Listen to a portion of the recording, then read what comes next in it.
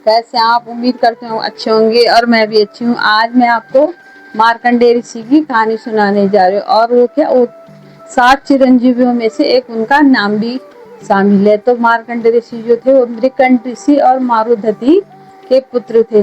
मारुधति पुत्र थे तो मृकंड ऋषि और मारुधति की पहले कोई संतान नहीं थी। और जो मार्कंडेय ऋषि थी वो बहुत बड़े ऋषि थे, मतलब उनकी वो भगवान के बहुत बड़े भक्त थे शिव के।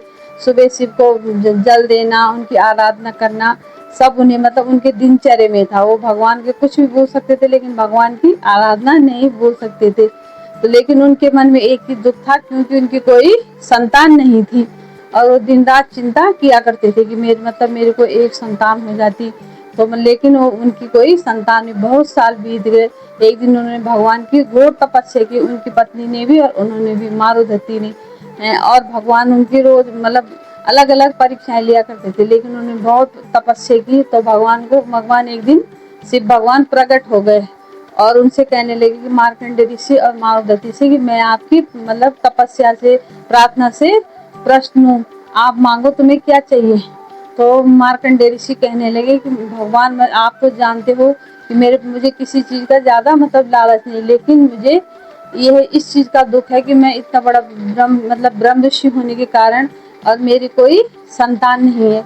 तो मुझे ऐसे मुझे एक संतान चाहिए और मुझे एक ऐसा पुत्र चाहिए जो आगे मेरे जैसा बने। तो भगवान शिव शंकर कहने लगे कि वैसे तो आपके भाग्य में संतान सुख नहीं है, लेकिन मैं आपकी मुझसे तपस्या से क्या प्रश्न हूँ, तो मैं आपको क्या संतान दूंगा। लेकिन आप तुम्हें कैसा पुत्र चाहिए? ऐसा पुत्र चाहिए कि जिसकी 100 साल आयु हो और वो क्या उदंड हो, अच्छे व्यवहार करने हो। कि तुम्हें ऐसा पुत्र चाहिए कि जिसकी क्या 14 साल आयु हो। अब इस विषय में दो दो व्यक्ति, कोई कहता है कि 14 साल थी मार्कंडेय ऋषि की आयु और कोई कहता है कि 16 साल। तो उन्होंने भगवान से कहा कि मुझे ऐसा ही पुत्र चाहिए जो जिसकी आयु कम हो लेकिन वो क्या अच्छा हो, मेरी तरह उसके अंदर अच्छे आचरण, अच्छे गुण हो। तो भगवान ने कहा, उन्होंने कहा कि मुझे ऐसा पुत्र नहीं चाहिए कि जिसकी लंबी आयु हो और उसके अंदर कोई अच्छे गुण न हो। तो भगवान ने उन्हें कहा कि चलो, तो मैं तुम्हें ऐसा ही पुत्र देता हूँ। तो उनके यहाँ क्या हुआ कि मार्कंडेय ऋषि का जन्म हुआ। तो मार्कंडेय ऋषि उनका नाम इसलिए पड़ा क्योंकि उनके पिता का नाम क्या था? मृकंड था, मृकंड ऋषि था। और फिर मार्कंडेय का जन्म हुआ। मार्कंडेय ऋषि भगवान शिव की तरह उनका तेज था मुख पे और बहुत चमकदार उनका चेहरा था। वो बचपन से क्या थे? शिव के बहुत बड़े भक्त थे। और उनके अंदर क्या थे कि पहले ही सदाचार वाले गुण विराजमान थे हैं। तो ऋषि मार्कंड और मारुधति उनको देखे, मृकंड ऋषि और मारुधति उनको देख देकर बहुत प्रश्न होते थे। लेकिन उनके मन में एक दुख भी रहता था कि हमारे पुत्र की कुल क्या है? 14 वर्ष की आयु है। लेकिन वो देख लेकिन जब उनका क्या हुआ कि वो साल नजदीक आया तो वो उस साल बहुत दुखी रहने लगे। रात रात को रोते थे। लेकिन मृकंड ऋषि कहते थे कि भगवान की यही इच्छा, तो मैं क्या कर सकता हूँ उसमें।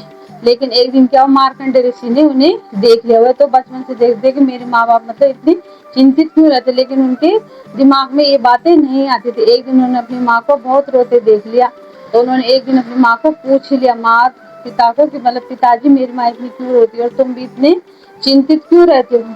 तो उसके मार्कंडेय ऋषि ने कहा कि मैं इसलिए चिंतित रहता हूँ क्योंकि भगवान ने मुझे पुत्र तो दिया, लेकिन जो उसकी आयु है वो क्या है?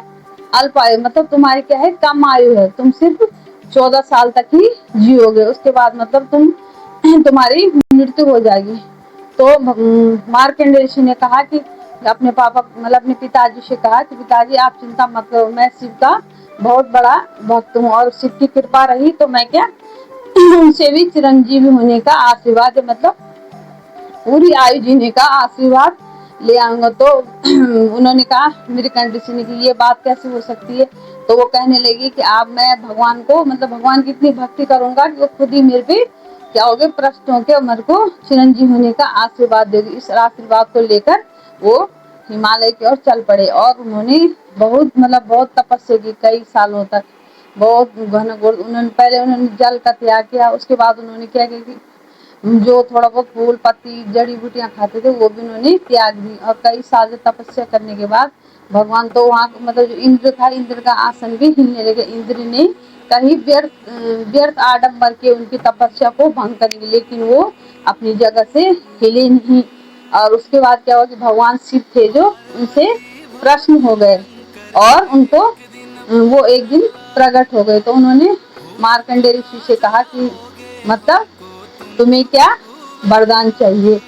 तो उन्होंने कहा कि भगवान आप तो जानते हो कि मुझे क्या वरदान चाहिए। तो उन्होंने कहा कि मुझे अजय होने का वरदान चाहिए। लेकिन शिव भगवान कहने लगे तुम्हारा तो मतलब क्या, तुम्हें तो वो अजय होने का वरदान है ही नहीं।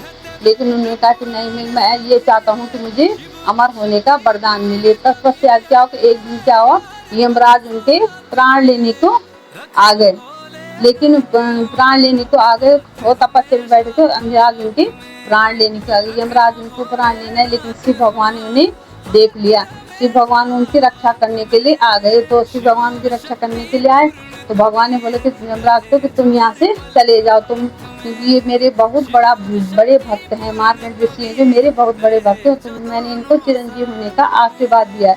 तो वो कहने लगे कि नहीं, मैं यहाँ से नहीं जाऊंगा, मैं ये संसार का नियम है कि जो आया है उसको जाना ही पड़ेगा। लेकिन वो नहीं, वहां से मतलब नहीं गए। उन्होंने क्या किया, अपना जो फंदा था वो मार्कंडेय ऋषि के गले में डालने लगे। लेकिन मार्कंडेय ऋषि ने क्या किया, जो शिवजी भगवान का लिंग था वो जोर से पकड़ लिया और उसको ऊपर में तो लिपट गए।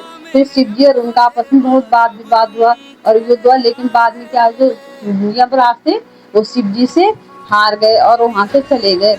और शिवजी भगवान ने मार्कंडेय ऋषि को अजय और अमर होने का आशीर्वाद दे दिया और वहां से चले गए। उन्होंने कहा कि आप तो हमेशा अमर रहोगे। और इसीलिए 7 चिरंजीवियों में से उनका नाम भी शामिल है। और उन्होंने ऐसे भी कहा जाता है कि जो महामृत्यु वो है मंत्र का जाप है, पहले उन्होंने किया था। कोई तो कहता है महादेव ने उन्हें मंत्र दिया था, कोई कहता है कि विकंठ ऋषि ने दिया था, और लेकिन कोई कहता है उन्होंने इस महामंत्र का मतलब खुद ही उन्होंने उसको मतलब लिखा था। तो मतलब महामृत्यु जाप ये है कि ओम त्र्यंबके यजामही सुगंधि पुष्टिवर्धनम उर्वारुका मावंडम मृत्यु मूर्छा महामृतम। और कहा जाता है कि इस मंत्र को हमेशा जो जाप करता है वो कभी अल्पायु नहीं मरता है, क्योंकि शिव जी का मंत्र है। शिवजी और इसीलिए शिवजी ने उन्हें चिरम। और उसके बाद जो है, जो मार्कंडेय ऋषि कहते हैं कि अभी तक वो जीवित हैं।